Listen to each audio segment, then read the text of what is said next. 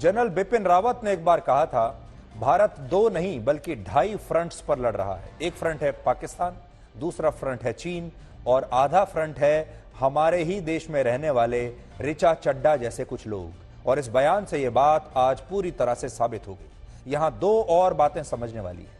पहली बात यह कि हमारे देश में एक खास वर्ग ऐसा है जो भारत की सेना, यहां की संवैधानिक व्यवस्था और दूसरी संस्थाओं को उसी राजनीतिक चश्मे से देखना चाहता है जो राजनीतिक विचारधारा उसे सूट करती है। और ऋचा चड्ढा ने भी यही किया। यानी मोदी विरोध के चक्कर में इन लोगों ने भारतीय सेना और देश का विरोध करना शुरू कर दिया। इन्हें भारतीय सेना मोदी की सेना लगने लगी है और जब भारतीय सेना कहीं जीतती है तो इन्हें लगता है कि अगर ये तारीफ कर देंगे, जब भारतीय सेना बहादुरी दिखाती है तो इन्हें लगता है कि अगर ये तारीफ कर देंगे तो ये मोदी की तारीफ ना बन जाए। दूसरा बड़ा पॉइंट यह है कि आज हमारे देश के लोग बॉलीवुड से इतने नाराज क्यों हैं। एक के बाद एक बॉलीवुड की फिल्में फ्लॉप हो रही हैं और बॉलीवुड को एक देश विरोधी मंच हमारे देश की आम जनता मानने लगी है। आपने देखा होगा कि असल में बॉलीवुड में आज बहुत सारे अभिनेता और अभिनेत्रियां ऐसे हैं जिन्हें यह लगता है कि अगर वो अपने देश की और अपने ही सेना की आलोचना करेंगे या अपने धर्म की आलोचना करेंगे तो इससे वो बड़े सेक्युलर दिखेंगे, इससे वो धर्मनिरपेक्ष दिखेंगे, एक बुद्धिजीवी के जैसे दिखेंगे और एक फैशनेबल इंटेलेक्चुअल दिखेंगे। और इसी का फैशन है आजकल। लेकिन कड़वा सच यह है कि आज इसी मानसिकता की वजह से बॉलीवुड को ही सबसे ज्यादा नुकसान हो रहा है, ऐसे मुट्ठी भर लोगों की वजह से। आपने देखा होगा आजकल जब भी बॉलीवुड की कोई नई फिल्म रिलीज होती है तो सोशल मीडिया पर उस फिल्म का बॉयकॉट करने की एक मुहिम शुरू हो जाती है। एक हैशटैग है बॉयकॉट बॉलीवुड। वो आपको हर 2-3 हफ्ते के बाद कहीं ना कहीं देखने को मिल जाएगा जब लोग कहते हैं कि बॉलीवुड का बहिष्कार करना चाहिए, क्योंकि बॉलीवुड ऐसे ही लोगों से भरा पड़ा है। और इसी वजह से अब बॉलीवुड की ज्यादातर फिल्मों को देखने के लिए लोग, आम जनता सिनेमा हॉल नहीं जाती, जबकि दक्षिण की फिल्में जब रिलीज होती हैं तो उन्हें लोगों का जबरदस्त समर्थन मिलता है और ये फिल्में लोग भी खूब पसंद करते हैं। ऐसी क्या बात है कि बॉलीवुड की फिल्में नहीं चल रही और दक्षिण की फिल्में चल रही हैं? एक फर्क यह तो है ही कि दक्षिण की फिल्में ज्यादा अच्छी बन रही हैं, उनमें मेहनत ज्यादा दिखाई देती है, वो ज्यादा शायद अच्छी लोगों को लग रही होंगी बॉलीवुड की फिल्मों से। लेकिन एक दूसरा बहुत बड़ा फर्क है, वो ये कि बॉलीवुड की तरह दक्षिण के कलाकार कभी भी अपने भारतीय होने पर, अपने हिंदू होने पर शर्मिंदा नहीं होते। उन्हें अपने देश की सेना पर बहुत गर्व है, अपने भारतीय होने पर भी बहुत गर्व है और अपनी सेना के लिए भी उनके मन में पूरा सम्मान है। आप दक्षिण भारत में ये सब नहीं देखेंगे जो आप बॉलीवुड में होते हुए देखते हैं। उदाहरण के लिए फिल्म पुष्पा में लीड रोल निभाने वाले एक्टर अल्लू अर्जुन ने हाल ही में कहा कि वो जब भी सेना पर कोई फिल्म बनाते हैं तो उन्हें बहुत गर्व महसूस होता है।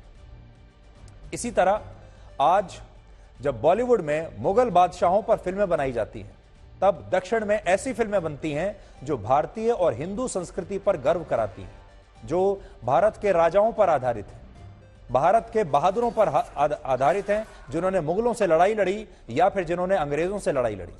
बॉलीवुड के लोगों को लोकतांत्रिक तरीके से अपने इकोसिस्टम में ऐसे लोगों से अब डील करने की बहुत आवश्यकता है जो अपने देश पर और अपने देश की ही सेना पर शर्मिंदा होते रहते हैं। और आज हम ये कहना चाहेंगे कि बॉलीवुड के लिए इस तरह के एक्टर्स बहुत खतरनाक हैं।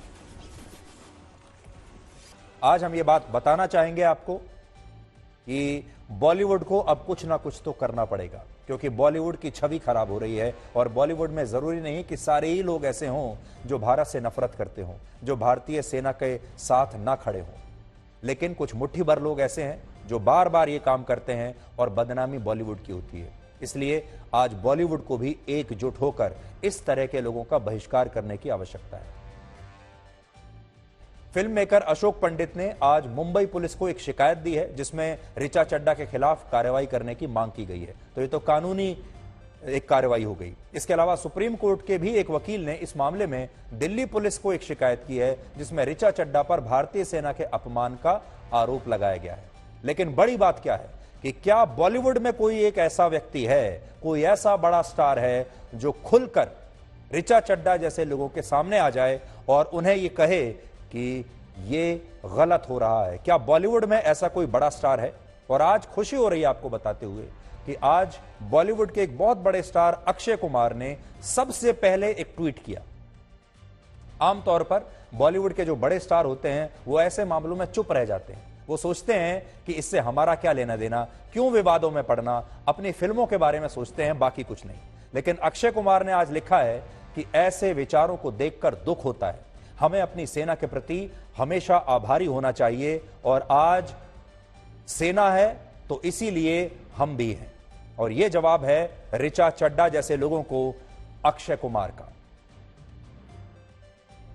तो अक्षय कुमार ने जो आज पहल की है खुलकर ऐसे लोगों का विरोध करने की, वो बॉलीवुड के दूसरे स्टार्स को भी करना होगा, वरना वो भी ऐसे ही बदनाम होते रहेंगे और बॉलीवुड आम जनता की नजर में एक भारत विरोधी मंच बनकर रह जाएगा। और ये जो बॉयकॉट बॉलीवुड की जो बार बार मांग होती है, जो ट्रेंड करता रहता है, ये कभी रुकेगा नहीं। इसलिए आज हम ये कहना चाहते हैं कि बॉलीवुड में जो बड़े बड़े स्टार्स हैं, जो बड़े प्रोड्यूसर्स हैं, डायरेक्टर्स हैं, अब उन्हें मिलकर एकजुट होकर ये लोगों को बताना होगा, लोगों का विश्वास जीतना होगा, क्योंकि अब देश में लोग राष्ट्रवाद की तरफ बढ़ रहे हैं। लोगों को अपनी सेना से प्यार है, लोगों को भारत से प्यार है। और जो भी मंच, जो भी कलाकार भारत के खिलाफ बात करेगा, अब लोग उसके साथ नहीं जाएंगे। जिस बॉलीवुड को भारत की सॉफ्ट पावर बनना चाहिए था, वो बॉलीवुड आज ऐसे लोगों से घिर गया है जो भारत से ही नफरत करते हैं। हालांकि आज बॉलीवुड को हॉलीवुड से सीख लेनी चाहिए। हॉलीवुड की फिल्मों में अमेरिका को एक ऐसे देश के तौर पर हमेशा पेश किया जाता है जो कुछ भी कर सकता है। यानी हॉलीवुड की हर फिल्म में अगर आप देखेंगे तो अमेरिका को एक सुपर पावर के तौर पर पेश किया जाता है। हॉलीवुड की फिल्मों में कभी अमेरिका की नकारात्मक छवि आपके सामने नहीं आएगी और ना ही अमेरिका की संस्कृति पर कभी सवाल उठाए जाते हैं। हॉलीवुड की फिल्में अमेरिका के लिए उसकी एक पूंजी की तरह काम करती हैं, उसकी एक सॉफ्ट पावर बन चुकी हैं, जो कि बॉलीवुड में नहीं है। बॉलीवुड ने आज भारत के लिए वो काम नहीं किया है जो हॉलीवुड ने अमेरिका के लिए किया है। आप सोच कर देख लीजिए, आप सुपर हीरोज की जितनी भी फिल्में देखेंगे, हॉलीवुड की जितनी भी फिल्में देखेंगे, वो हर जगह अपने देश के समर्थन में खड़ी होती हैं। आप देखिए हॉलीवुड की फिल्मों में यूएस आर्मी की किस तरह छवि पेश की जाती है। यूएस आर्मी अफगानिस्तान में हारी बुरी तरीके से, इराक में उसे कोई सफलता नहीं मिली, उसके अलावा उसने जितने भी युद्ध लड़े हैं, यूएस आर्मी को कभी भी ऐसी सफलता नहीं मिली जिसमें लोग उनके लिए ताली बजाएं। लेकिन आप देखिए उनकी जो फिल्में हैं वो हमेशा यूएस आर्मी के समर्थन में रहती हैं। उनकी फिल्में हमेशा आपको ये बताएंगी कि यूएस आर्मी दुनिया की, उनकी जो सेना है वो सर्वश्रेष्ठ सेना है। वो आपको ये बताती हैं कि व्हाइट हाउस जो है वो दुनिया का सबसे बड़ा पावर सेंटर है। अमेरिका का राष्ट्रपति दुनिया का सबसे शक्तिशाली व्यक्ति है और अमेरिका जो है वो दुनिया की सबसे बड़ी शक्ति है। ये हॉलीवुड की फिल्में दिखाती हैं।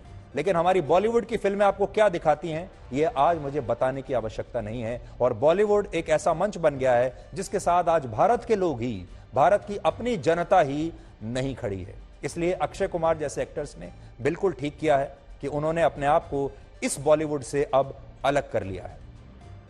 बॉलीवुड की आपको बहुत सारी ऐसी फिल्में मिल जाएंगी जिनमें हिंदू संस्कृति का अपमान होता है। कश्मीर को लेकर भी पाकिस्तान का नैरेटिव दिखाया जाता है, भारत का नहीं।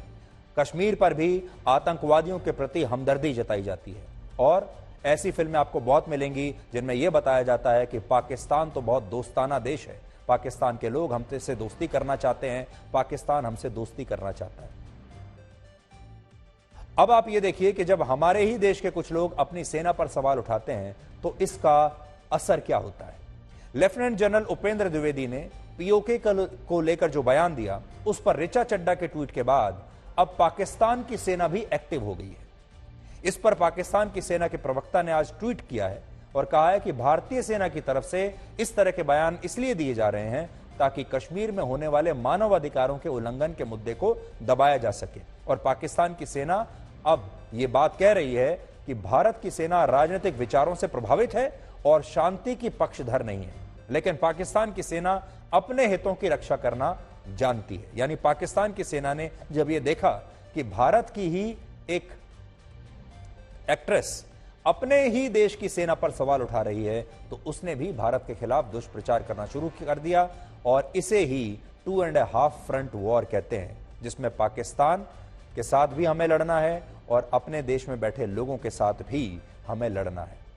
पीओके को लेकर लेफ्टिनेंट जनरल उपेंद्र द्विवेदी ने जो बात कही, वो बयान असल में रक्षा मंत्री राजनाथ सिंह के उस बयान के जवाब में था जिसमें रक्षा मंत्री ने कहा था कि पूरे जम्मू कश्मीर का विकास उस समय होगा जब यह विकास पीओके के गिलगित और बाल्टिस्तान तक पहुंचेगा। और इस दौरान उन्होंने भारत की संसद में पास हुए उस प्रस्ताव का जिक्र किया था जो ये कहता है कि पीओके भारत का हिस्सा है और पाकिस्तान को एक दिन इसे हमें लौटाना ही होगा।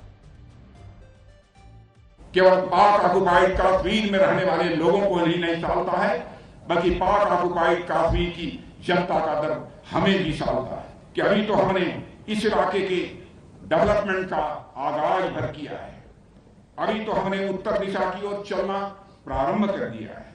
हमारी यात्रा तो तब पूरी होगी जब हम 22 फरवरी 1949 को भारतीय संसद में सर्वसम्मत पारित हुए प्रस्ताव को अमल में लाएंगे और उसके अनुरूप हम अपने बाकी बचे हिस्से जैसे गिलगित और बाल्टिस्तान तक पहुंचेंगे।